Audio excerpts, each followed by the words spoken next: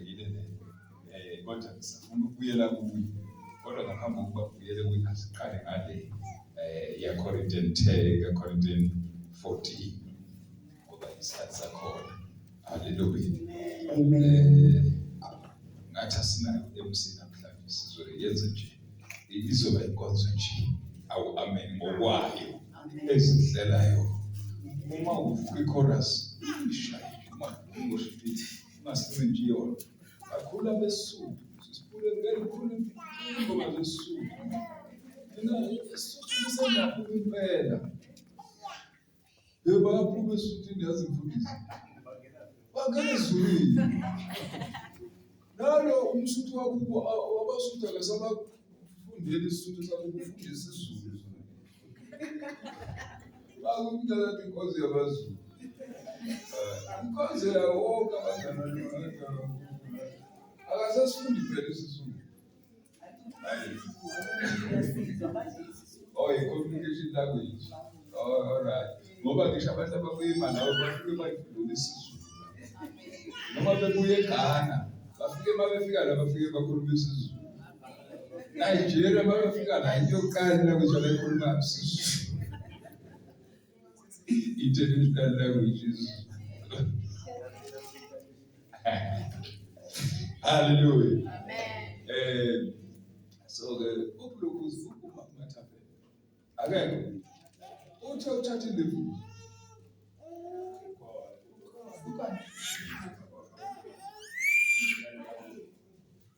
Oh, bathi ngokuyi.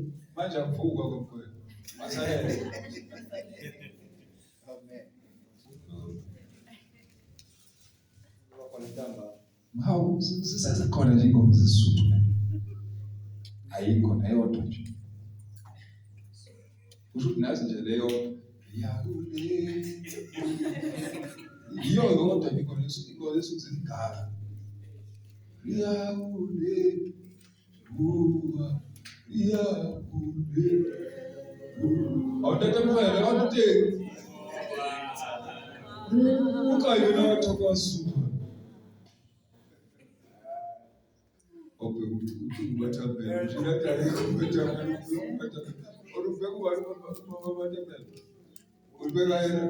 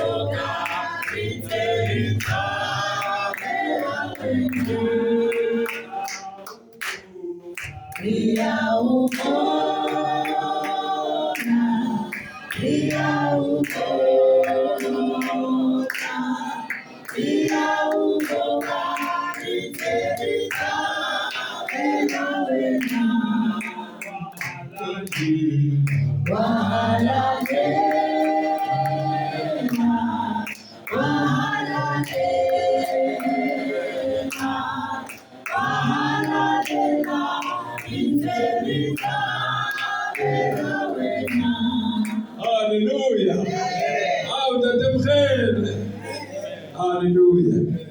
Hallelujah. Amen. Hallelujah. Ngicela ke singene lapha ku-Corinthians 14 verse number 26. Hallelujah. Amen. KwabaseKorinte bokuqala chapter 14 verse 26. Isihloko sithi indlela yokukhonza kwebandla. Indlela yabazalwane. Yokukhonza kwebandla. Hallelujah. Indlela la imgomo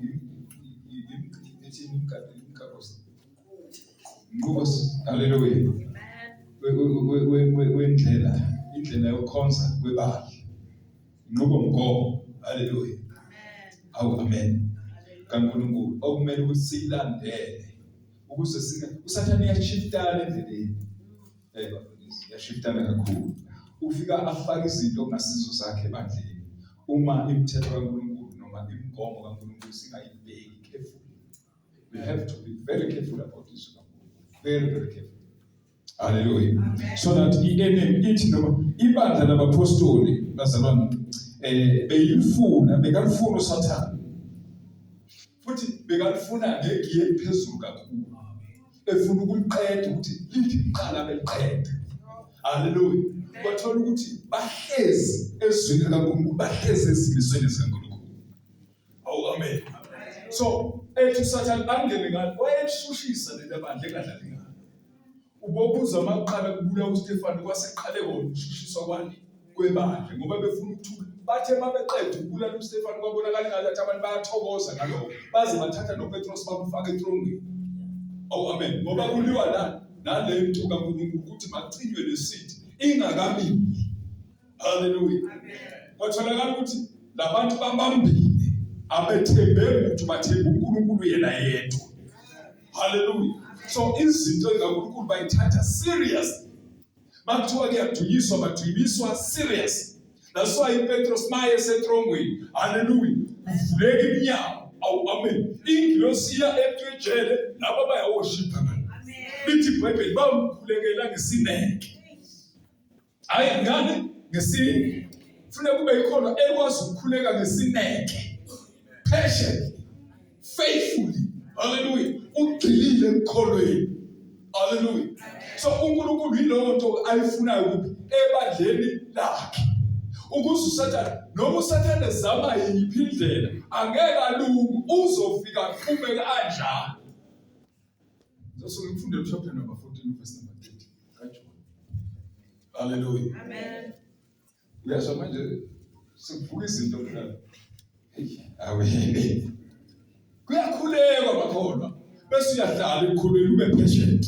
Umethemba uNkulunkulu umethemba ezile noma engezayo. Amen. Angisho lezo bathina bathi noDaniel noma uMikhayeli, uDaniel noma uAbednego. Bathi enkosini babhekele nenkosi nomlilo. Hallelujah. Ukuthi inkosi ifuneka ikhiphe decision yokuthi bakafake emlilweni. Kodwa laba kwatholakala ukuthi bathi hayi inkosi uma ngabe uNkulunkulu wethu engasivanga kuyohlale kwazeka ukuthi azange sakhotha. Ungavuma ukukhothamisa umlilo. Ayi hallelujah. Umlilo kaNebukadneza ungakhothamisa izithixo zikaNebukadneza. Bakhona. Hallelujah. Lithi ke bathi inkosi noma ngabe wena uNkulunkulu wethu akasidilivi kulomlilo wakho kodwa ngesikhotha. Oh hallelujah. Meaning that bathi ngamanye amazwi laba bantu bathi siyamazi uNkulunkulu wethu. Siyamazi uNkulunkulu wakwaIsrayeli. Hallelujah. Siyamazi namandla wonke. Hallelujah. Benza lento eyenziwa uEliya ebhekene nabaprofeti bakaBhali. Oh hallelujah. Oh amen. Wathi uEliya woba prophet khethani. Namhlanje yenzani khethani. Oh hallelujah. Noma nizokhonza uNkulunkulu noma nizokhonza uNkulunkulu. Ngoba kuNkulunkulu noNkulunkulu. Abanye abantu asebana ngomhlaba bakhonza uNkulunkulu kodwa ukhona uNkulunkulu. Oh hallelujah. Amen. Laba bangabantu bangaboNkulunkulu kodwa lo wethu uNkulunkulu. Hallelujah. Bakhona sandwe. Amen. Hallelujah. Amen. Corinthians 14 la. Hallelujah. Corinthians ba. Kodwa mwethu libayibhula sithi awuyidlule kusukile kuseshe. Hallelujah. Idlule kubi? Kuso. Amen. Peter mbambeke lo chapter number 14 verse number 30. Ayika Corinthians siyabuya Corinthians sisazomfunda. Hallelujah. Lapha ku John 14 from verse 30. Hallelujah. John 14 verse 30. Bese siya ku Corinthians. Amen. Hayi ngisabuyisa wena. Awu amen. Amen. Ukuthi ubuye completely. Awu ugcwala uNkulunkulu. Yazi kulula ukugcwala uNkulunkulu ebasara. Uyazi kulula kanjani ukugcwala uNkulunkulu emzimbeni empilweni yakho. Hallelujah. Methembe. Awu hallelujah. Umethembela kuthiwa kuhambeka ikhona. Uthi mina ngoba nguNkulunkulu wakwa-Israyeli ngizohamba. Ungithembisile wathi noma ngandlule emlilweni oqothula umlilo, hallelujah, wena uzoba nawo. Uphinde umethembe noma kuthiwa uzodlula emanzini akhukhula, athi ngizoba nawo. Ngoba uNkulunkulu wani lo? uNkulunkulu ka-Israyeli. Awu amen. Awufundele verse 30 ke bese siyalapha. NgokukaJohane chapter 14 verse 30. Yes. Isihloko sithi inkulumo yokuvalelisa kukaJesu. Uyamuzwa uJesu ukhuluma inkulumo yokuvalelisa kodwa akakabethela isibabhelo. Kodwa sikakhuluma inkulumo yani yokuvalela. Kunento afuna ukuyitshala kubapostoli. Awu hallelujah. Akakwazi ukuhamba kanjalo. Awu amen. Utshala ini kubapostoli? Utshala imbewu yokuthi uSathane noma ngaba nawo athola ukuthi abatholakala. Oh amen. Ngoba kutshalwe ini la kubo imbewu yakhe ikubo. Bakhona abazalwane kuzothi noma ngafika uFaro athi ababulala angeke babuyele emva. Angisho uStefan uzothi bekushaya athi ngibona izulu livulekile. Igazi liyehla athi izulu livulekile. Akabona igazi ubona izulu. Awu hallelujah. Inkinga yini kusuka kwatshala. Kwatshala imbewu enjani ephilayo. Awu hallelujah. Engeke yasiphula uSathane. Ezinye uSathane uyayisiphula ilahlekile. Kuyikholwa lisale seliyikholwa ngegama. Bakhona abazalwane. Hallelujah. Uthini lo Jesu? Awuxoxe indaba kaFishane. Uthi uJesu lana kuverse 30. Angisayi ukukhuluma okuningi nani. Ngokuba uyeza umbusi wezwe. Uzabani la? Umbusi wezwe. Uyesu uzabani lo mbusi? uJesu. Bakhona ufuna uzama ukuzocima umlilo uJesu azoba semhlabeni. Hallelujah. Uthi uyeza umbusi wani umtholi waleli lizwe. Uyeza kodwa kunjani la awufuni ukuthi Kepha akanalutho kimi. kepha akanani la? Akanalutho. Uyeza kodwa akanalutho. Amen. Noma yamasifuneka afike umbusi wezwe. Athi mayefika thokuthi akukho into zakhe kuwe. Ay Jesus. Ayi hallelujah. Amen. Ngoba mayethola into zakugingqa phansi. Funeka mayefika kuwathola imbewu yasezulwini. Athi uyabuyisa thola ukuthi wena uvele ukuzulu. Hallelujah. Ngoba uyeza yena. Awu hallelujah.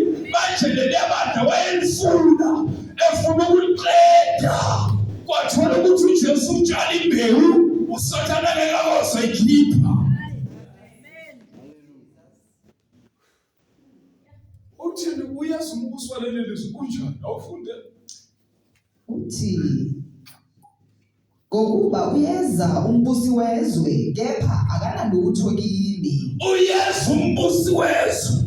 Mayefika bekatshana ebusuku athi utshela ukuthi uJesu asuke alahlekelane noNkulunkulu.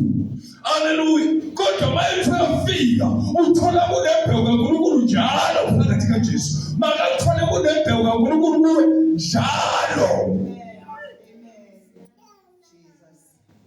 Hallelujah. Manje uthi uyeza umbusi wezwe. Kodwa akanalutho kimi. Hallelujah. Funeka uSathane athi efika ku athola ukuthi ayikho into yakhe kuwe. Yenza sure ukuthi ayikho. Oh hallelujah. Amen. Sengu chapter 14 kaJeremiya. Kufika kuJeremiya. Kodwa ungamfunda nje verse number 14 wakho. Hallelujah. Amen. Ungamfunda phela sekumaKorinte. Kodwa siyavuka nje lezi ukuthi nje. Oh hallelujah. Oh amen. Chapter 4 verse 14 kaJeremiya. Hallelujah. Jeremiah chapter 4 verse 14. Yes. Jerusalema, hlanza inhliziyo yakho, kuphume ububi ukuze usindiswe. Uyezwa lithini iBhayibheli la? Jerusalema, hlanza inhliziyo. Bese kuphuma la ububi ukuze usindiswe. Khona abantu abasindisiwe kodwa ububi bukaphumi. Hayi ukuze usindiswe kuphume la. Khona izinto ezikhona lapho ku-chapter 4. Uma usuka ku-verse 1 usufika ku-verse 6. Kodwa ngizokuyixoxa. Hallelujah. Ngesasenye isikhathi. Hallelujah. Kodwa lithi iBhayibheli lake Jerusalema yenzani? Hlanza inhliziyo, kuphume ububi ukuze Jerusalema umuzi kaNkulunkulu ohlala uNkulunkulu kwa-Israyeli, uNkulunkulu ongcwele, inkosi enkulu. Hallelujah. Umuzi okhanyayo. So umuzi okhanyayo ufanele inhliziyo ibe mhlophe. Uma ufuna ukuba umuzi kaNkulunkulu okhanyayo ngoba wena ithempeli likaSimakade, uyiJerusalema wena ithethando kuSimakade. Khona hlanza la. Asikiyeke ku-chapter number 36 kaHezekiya. Asikiyeke siyayixoxa ngelinye ilanga apho kwamanje ngiyadlula. Shaya amathashawa, shaya amabalengwe. Ayi, haleluya. Ayi bazalwane kahle. Siba somlilo. Jesus. Ayi, haleluya. Lo mlilo esubasa usathane ngeke umoya. Ayi, haleluya.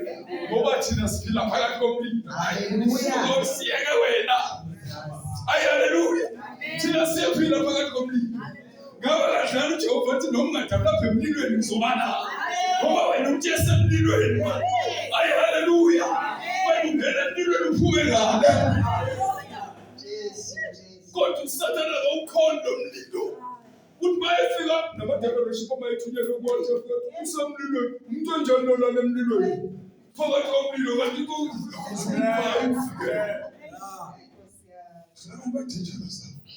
balala emlilweni. Bathi bantu bayafika ngelinye ilanga bablingane bethi bakuthumelela ama-Satanist. Bathi afika umzwa lo muntu amanzi. Bafuna wena bathi athola ngamanzi.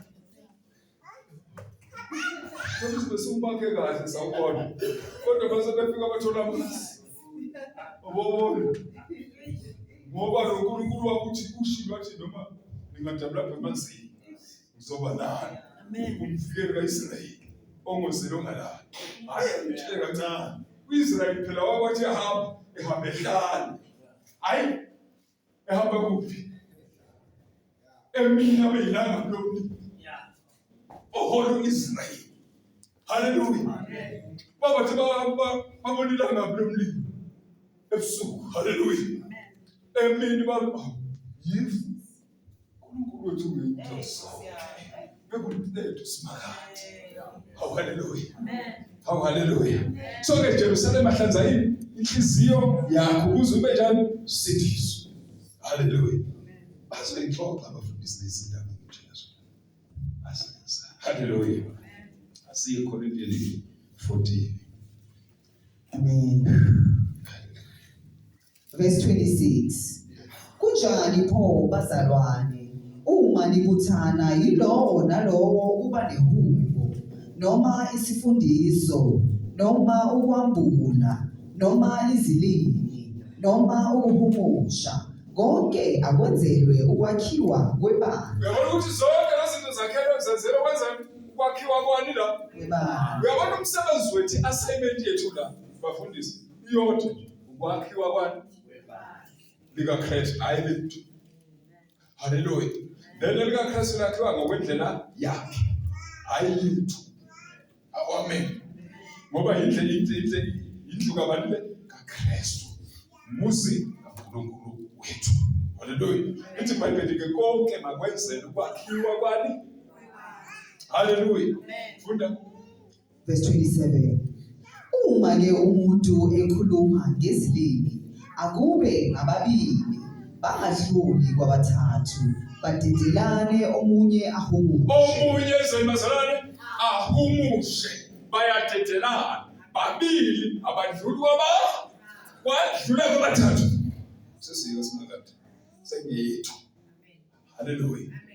Ngoba uSathane angisho zenza ingilosi yakhe yokukhanya uyayifaka izinto zakhe masingaqapheli. Asifune siqaphele izwi lakhe kakhulu. Haleluya.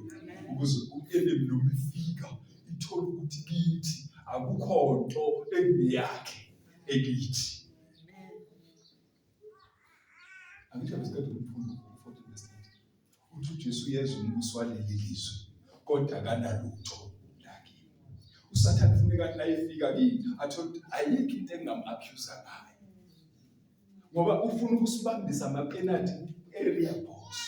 Asibambisa amapenalty la ukuze senze amaphutha la. Senze izinto ezithandwa yithi kanti ayithandwa usimakade. Okunye sihambe siyokukhopha emabandleni athize bese sizofuna ukuzokwenza. Hallelujah. So i-order lefunda ke verse 28. yes. Kepha uma kungekho ohumushayo kathule ebandleni azikhulumele yena yedwa nakuNkulunkulu. Yes. Verse 29. Abaprofeti ke kukhulume amabili noma babe bathathu abanye bakuhlole. Abanye bakwenzeni? Bakuhlole. Hallelujah. Ngoba kufuneka kuphinde kuhlolwe ukuthi ngempela ngokukaNkulunkulu na. Lisho njalo eBhayibheli chapter 4 lithi hlolana umoya. Hallelujah. Ngoba sibona bonke umoya abavela kuNkulunkulu. Hallelujah. Abanye bavela ezweni. Abomoya bezwe. Hallelujah. So ke that's why kufuneka ihlolwe izinto zonke ukuthi sikuplan kaNkulunkulu ngezi kaNkulunkulu na. Hallelujah. Uhlolwe nabaprofeti. Noma bangaprofeti izinto ezinkulu kangakanani kodwa still kufuneka basho. Hallelujah. Zinkulu lezo zinto abayiprofetini kodwa kufanele zenze zizindlule. Amen. Yes. Verse 30. Kepha uma kwambulwa utho komunye ohlezi khona kathule owokuqala. That's the order. Hallelujah. Ngoba kusho sekuvela agent message. Then lo qala besathule ngoNkulunkulu kuno message ophuthumayo. Amen. Ngoba kune order bese uNkulunkulu athi bese lo okuyena obekade evele eqala bese kuthiwa besime sibheke lo. Hallelujah. Ngoba kune order in the church of God. Ebandla kaNkulunkulu kudingeka i-order. Uma lingekho i-order kusilo likaNkulunkulu. Yilo muntu. Hallelujah. Kakhulukazi i-order kaNkulunkulu. Ngoba i-order kaNkulunkulu libuyisela umoya engcwele ebandleni. I-order kaNkulunkulu liletha umoya engcwele abe mningi ebandleni. Hallelujah. Kodwa i-order balingekho liyakhipha umoya engcwele. Hallelujah. Sikhonze nje. For the sake of kuyakhonzwa. Kodwa umoya engcwele kanjani? Kufanele kwazi umuzi umoya engcwele ukuthi ukhona noma ngekho. Hallelujah. Futhi ube nereason, uthole nereason why angekho. Ngithi mina khona umfundisi angamthanda ngamanje ngisathanda. Baba eShumayeli. Kodwa into engangijwayele ukuyenza mangingena ethendeni lakhe. Bengingangena ethendeni every day mangingayithindi. Ngeke ngithi lencengathi iyakhuluma eShumayeli. Igcwele uNkulunkulu leyo ndoda. Igcwele uNkulunkulu. Kodwa into engangithi ngifika mangingimani mangingena ebandleni. Ngangivele ngipointa into eyiwadla. Ngithi lo sisi worshiphayo uzoyisa lo baba. Khuluma into yawo back from 2004 2005. Njalo uNkulunkulu every day mangiza ngihlale ngizwe iNtshumayelo yalo baba. Kodwa mayiqala inkonzo beyiqala kahle kabothela. Mayiqala inkonzo lo sisi mayemina ngithi nami lo sisi uzoyisa. Nangikhuluma leyo nto. Way back 2005. Way back now. I was so surprised ukuthi manje recently ngabo 2000 manje 2025 2023 the very same lady elengithi izobisa baba is the very same lady oyiselo baba.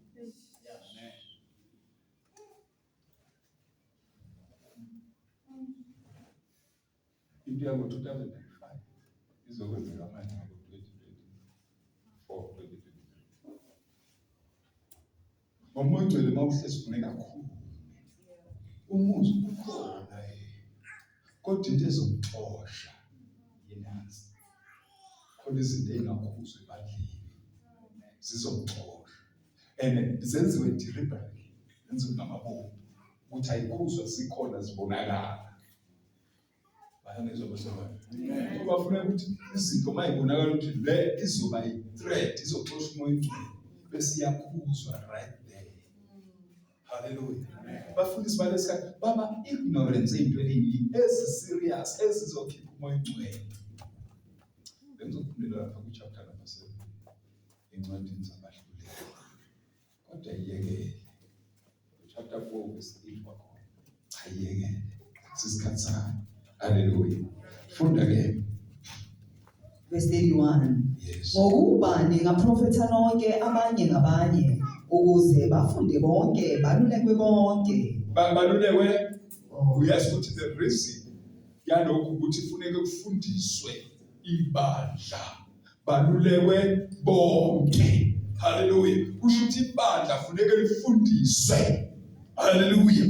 Ukuthi uhamba noNkulunkulu no matter isimo obhekana naso sinjani, never disappoint God. Ungezinto ezosusa uNkulunkulu kuwe. Hallelujah. Awu amen.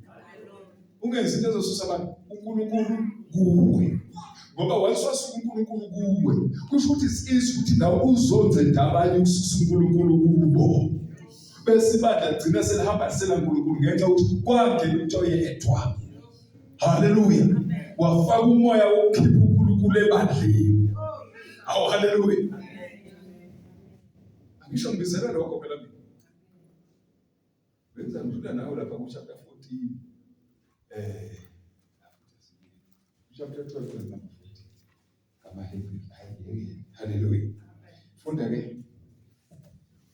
Verse 32. Yes. Imimoya yabaprofeti ithobela abaprofeti. Yes. Verse 33. Ngokuba uNkulunkulu kasiye owesiyalo. Kepha ngokuthula. uNkulunkulu asiye wani? Wesiyalo. Kodwa wani? Wokuthula. Awu hallelujah. Sishumayela uNkulunkulu wani? Wokuthula. Hallelujah. Njengokuba kunjalo emabandleni onke abangcwele. Njengoba kunjalo emabandleni onke. Uyabona ukuthi ababadla abaseyisenteni kufuneka benze leyo nto. Abase-Gauteng benze leyo nto. Hallelujah. Abase-Guyana, abase-Zambia, hallelujah. Amabandla onke oh hallelujah. Enza into iye. Akhuluma nami. Oh hallelujah. Ngoba ngabomzimba. Hallelujah. Njengoba kunjalo emabandleni so ungayikhathazi nganangekho ngcwele awafuni ukuba ngcwele. Kusho ukuthi ngamanye amazwi aphika umzali wabo. Uwazele kodwa bayawophika ngokungafuni ukuphila ngentando yakhe. Hallelujah. So lithi iBhayibheli ke njengoba kunjalo emabandleni onke abangcwele. Uzathi umpostoli Paul athi abangabakithi bayasizwa thi. Because siziwa ngabakuphila. Uze umuntu eseGhana athi hey ngilizwile. Ese-Europe athi ngilizwile isizwe kaNkulunkulu. Awu amen. Ngoba ngowaphi ngowombuso. Kodwa laba abangasikho bakithi bangasizwe bavele bonke. Ukuba thina kuphela akakuzwe. Uzosiyekisa amacici. Saza lona uthi lona amacici. Akusuka kithi. Kodwa wakithi uthi ukhuluma kanye. Uthi kuyalahla lokhu kulombuso kule kingdom esikhulu. Akusizi izinto zakule kingdom le. Hallelujah. Amen. Akusizi izinto zakule Ziyalahla lezi. Awulendi uku-explain uvula amavesi. Bayangizwa? Awulendi amavesi. Hawu ivesi likuphi ivesi elithi uvela athi ngiyalahlwa. Yazi abobheki. Hayi futhi ngayithini ngoba ukhona ubabulukuzi kwamnyama. Usuka sithi. Abobheki babe ngathi sokukhulu. Abongedi babe ngasokukhulu. Babe beshumayela la emathendeni abantu babe bekhipha. Beka kakhulu nangalicinci. Akakhulumi ngerini, akakhulumi ngecinci usashumayela nje. Umuntu ayikhiphe kwenzeka khona indawo lapho thina efana khona ngonyaka sinabo inigma ngayo. Efana abantu babegcwele. Lo obekuyena osimemile, umama obesimemile. Fake iring nezinye zezinto. Bafika ku-inigma khuluma isambula aqede. Ngibheke Shumayela. Omunye ugogo lapha. Ngale ngathi Shumayela babulingana. Khipha iring. Asikakhulumi naye.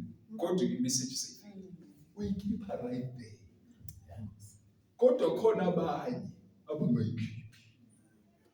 Including lo wayesimemile. Namanje akayikhiphi and uyifakile le ring nomyeni wakhe akasekho sewashona. Kodwa usayifake akakayikhiphi lo simemile. Kodwa laba abakasimema bathe bangezwi message babeyikhipha right there. Amen. Abantu abamlalelayo uNkulunkulu. Khona abangafune reason, abangafune verse. Abathi hawu uNkulunkulu akufunda ukuthi. Hallelujah. Amen. Hish, amen. Ngani ngoba umoya ongcwele osizayo. So ngizama ukuthi ikhathi zabongidi nobheki babethi beshumayela abantu babeyikhipha right there izinto. Bangalindi ukuthi baze babuyele ekhaya. Athi ngisawufunda ngisawubheka kahle ekhaya. Babethi bephuma babe beyikhiphile izinto. Laba bantu namhlanje uthi ushumayela baqhubeke nazo bathi hayi sobona lokhu ya late. Kanti uSathane idala nathi. Amen. Akusintanga yethu. Amen. Hallelujah. Amen. Yes, funda ke. Verse 87.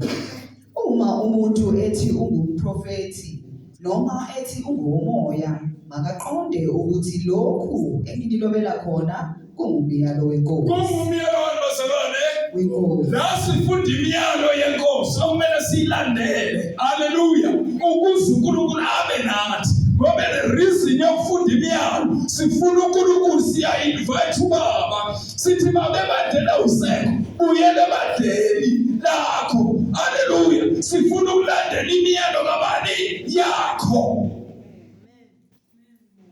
Lokho engilobela bona kumyalo wani wenkosi. Hallelujah. Sifunda imiyalo kabani la ukuze uNkulunkulu abe nathi. Hallelujah. Funeka silandele imiyalo yakhe. Hallelujah. Yes. Verse 38. Kepha uma umuntu engazi makahlale engazi. Verse 39. Ngakho-ke bazalwane bami zondelelani ukuprofetha ningakuvimbeli ukukhuluma ngezibindi.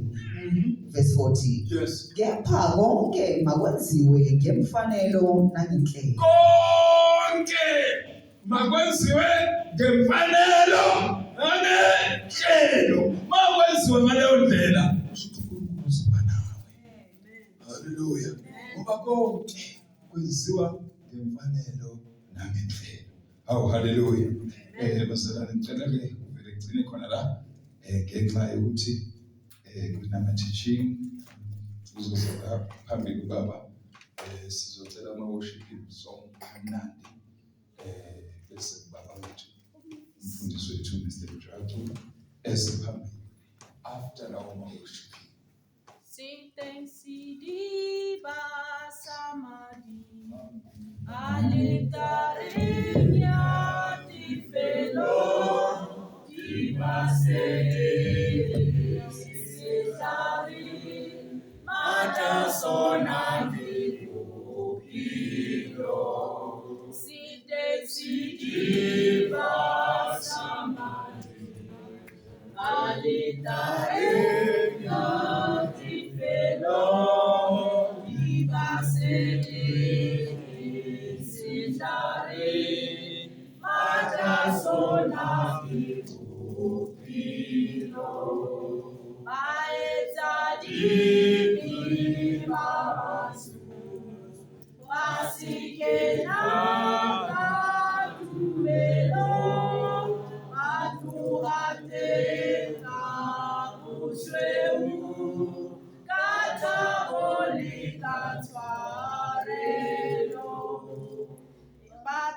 Amen. Hallelujah. Umurarumo tironi, tatelimura limoya, babine bamusafiri. Hallelujah. Amen. I see our thing. Mina talk. Hallelujah. Hallelujah. Amen. Yes, let again,